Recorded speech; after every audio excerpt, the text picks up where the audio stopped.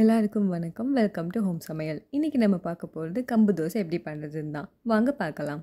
First ஒரு பாத்திரத்தில் 1 cup கம்பு, 1 கப் இட்லி அரிசி, 1/4 கப் உளுந்து, 1 டேபிள் ஸ்பூன் வெந்தயம். இதெல்லாத்தையும் நம்ம நல்லா கழுவி எடுத்துக்கணும்.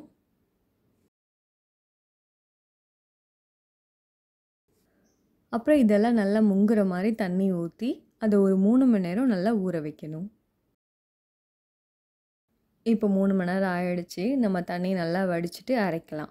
நாங்கள் கிரைண்டரில் அரைக்கிறோம். நீங்கள் மிக்சியில் கூட அரைச்சிக்கலாம். அரைக்கும்போது நல்லா மாவை அரைக்கணும். அதுதான் ரொம்ப முக்கியம். அப்போ தான் தோசை நல்லா வரும் நம்மளுக்கு. இப்போ இதில் பார்த்தீங்கனாலே தெரியும் எவ்வளோ சாஃப்டாக எவ்வளோ மாவாக இருக்குதுன்னு.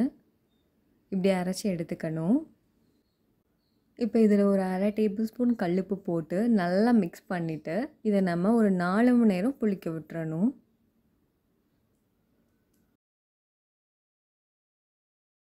நம்ம குயிக்காக கார சட்னி செஞ்சிடலாம். அதுக்கு 2 டேபிள் ஸ்பூன் பொட்டுக்கடல, 7 சின்ன வெங்காயம், 2 வரமிளகாய், 3 பல் பூண்டு, 1/2 டேபிள் ஸ்பூன் சீரகம், 1/2 டேபிள் ஸ்பூன் கல்லுப்பு, அதுக்கப்புறம் 1 டேபிள் ஸ்பூன் வரமல்லி. இதெல்லாம் நல்லா மிக்சியில் போட்டு அரைச்சி எடுத்துக்கணும். இப்படி நல்லா பேஸ்ட்டாக அரைச்சி எடுத்துக்கணும். இப்போ நம்ம இதை தாளித்து விட்டுடலாம்.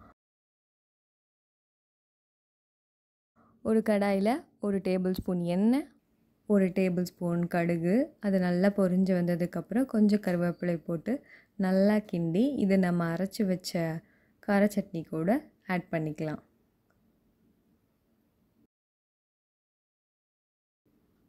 அவ்வளவுதான், நம்மளுக்கு நல்ல காரமான கார சட்னி ரெடி ஆயிடுச்சு. 4 மணி நேரம் ஆயிடுச்சு. இப்போ நம்ம மாவு எப்படி இருக்குதுன்னு பார்க்கலாம். இப்போ பார்த்தீங்கன்னா மாவு நல்லா கட்டியாக இருக்குது. இதில் நான் ஒரு 1/2 டம்ளர் தண்ணி ஆட் பண்ணி தோசை மாவு பதத்துக்கு மாவை ரெடி பண்ணிக்கிறேன். உங்களுக்கு 1/2 டம்ளருக்கு மேலே தண்ணி வேணும்னாலும் நீங்கள் ஆட் பண்ணிக்கலாம். ஆனால் அந்த பதம் வந்து தோசை மாவு பதத்துக்கு இருக்கணும்.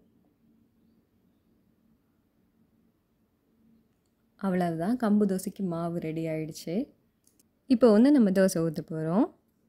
இந்த அரைச்சி வச்ச மாவுக்கு வந்து ஒரு 12 தோசைக்கிட்ட வந்துச்சு எங்களுக்கு. அது ஒவ்வொருத்தங்க சுடுற அந்த ஷேப்பு சைஸ் பொறுத்து வரும். பட் நார்மலாக ஒரு 12 தோசை வந்தது. இது ரொம்ப ரொம்ப ஹெல்தியானது. கண்டிப்பாக ட்ரை பண்ணி பாருங்கள். இதில் வந்து நான் நல்லெண்ணெய் ஆட் பண்ணுறேன். உங்களுக்கு நெய் பிடிச்சிருந்ததுன்னா நீங்கள் நெய் ஆட் பண்ணிக்கலாம்.